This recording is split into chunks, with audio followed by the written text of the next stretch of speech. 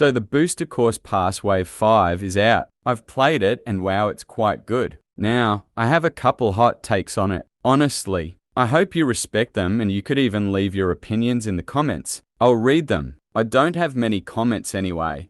Athens Dash, the first track, one of the better tour tracks. Honestly underrated. I like the theming of it. It's one of the more unique city tracks. I'd say it's a solid B tier level. Actually, maybe A. Good start to the BCP.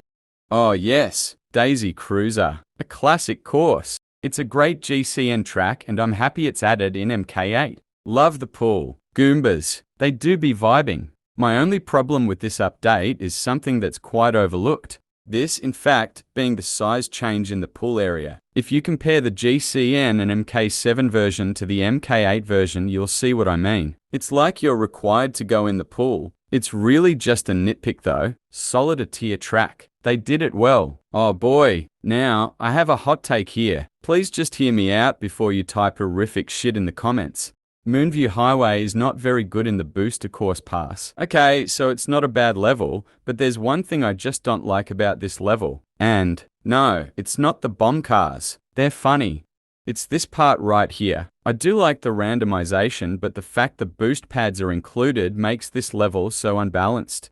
So, the problem is that if you don't take the pads, you lose. You could be in first, but if you don't take the pads, then you're suddenly in dead last. It makes the game really unfair. Besides this, it's a fine level. C tier. It got nerfed though, so yeah. Now, to end the Feather Cup, we have the Nitro-named Squeaky Clean Sprint. My opinion? Easy S tier. Name is funny. Level is fun. Music slaps and I love how many subtle details there are. It's impressive how good of a twist this level is to something we see in our day-to-day life. I love the part where you go down the drain and there's screws you can trick off and a ring you can go through, which some say looks like the one in Mario Odyssey. Oh, and lap 2 and 3 have a twist. You can use the toilet to fly higher and reach a shelf. Then once you get up, you can use a glider ramp to reach 2 shortcuts. One being higher up with a bouncy mushroom, seen in Mushroom Gorge, and the other being behind the sink. I love this level. Squeaky clean sprint headers don't exist. One last thing. You can also use a mushroom over there to cut through that path right before next lap on bottom path. Honest opinion about LA laps? It's underrated. Like, holy fuck, I love this level for some reason. Especially the beach in lap 1 and the oil rig thing on lap 3. I think this is the track with the most amount of shortcuts in MK8. Might be wrong though. Feel free to tell me the track with the most in the comment section if you want. One of my problems is the half pipe. Never take it. It's so bad. I took it in 200cc and wow, that sucked. That's not really a big problem though. I kind of like the stadium in lap 2 as well. It's cool flying over it. I don't really have anything else to say honestly. A tier level. Wouldn't mind playing it. Sunset Wilds. Honestly wasn't expecting much anyway, but holy hell, this is just so mid. What hasn't already been said about this bloody level? They removed the sunset. The level feels bland. It's so boring. This version is shameful. Even Tour had the sunset Nintendo. The only thing I like about this level is the dancing Shy Guys because they're pretty funny.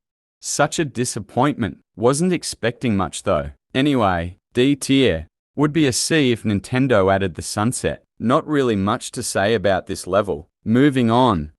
Okay, so another hot take. Koopa Cape is mid. Now, this'll be hard to talk about. I've already pissed off every MKW fan, so this'll definitely make me hated. I just think this level is overrated. This isn't the worst version of Koopa Cape because MK7 is worse. But this is still bad. The half pipes feel too tight like LA laps. This level on 200cc is a nightmare too, especially the pipe section. So overrated. B tier. I don't know what I think on the zero gravity underwater. It's unique, I guess. Finally, we end the Cherry Cup and in turn wave 5 with a banger. Vancouver Velocity. Easy S tier. Not as good as Squeaky Clean Sprint, but I still love it. The suspension bridge. Zero gravity makes it feel right too. The music slaps hard. It's not as good as Singapore Speedway, but it makes me feel like this is the final boss of tour tracks for some reason. Am I weird, crazy, or both? Anyway, so this track deserves S tier. I like the set pieces. It feels so much cooler than most other city tracks. Nintendo is good with the Wave 3, 4 and 5 city tracks in my opinion. So, I think that's all I need to say. Besides, I like the simple, well-hidden shortcuts. So yeah, that's my ranking on the Booster Course Pass Wave 5. Solid tracks, honestly. A couple misses, but a lot of hits. Now, I would like to mention one more thing. The new characters added, Petey Piranha, Wiggler, and Kamek. All of them are big, but welcome, surprises. Kamek has to be my favorite choice since he hasn't been in a mainline Mario Kart. He was planned to be in 64 and the Wii U version of MK8. I'm glad he's finally got a chance. Anyway, Wiggler and Petey are good picks too. Wiggler from MK7 I think is now in Tour. Petey got added recently to Tour and is from MK Double Dash. And with that, I think I'm done. Solid Wave. It might not be as good as Wave 4, but it's still super good. And no, I'm not going to talk about the new balance changes because that's already better described. None of the gameplay in the background is mine, by the way. Anyway, be nice to everyone, and in case I don't see you, good afternoon, evening, and good night.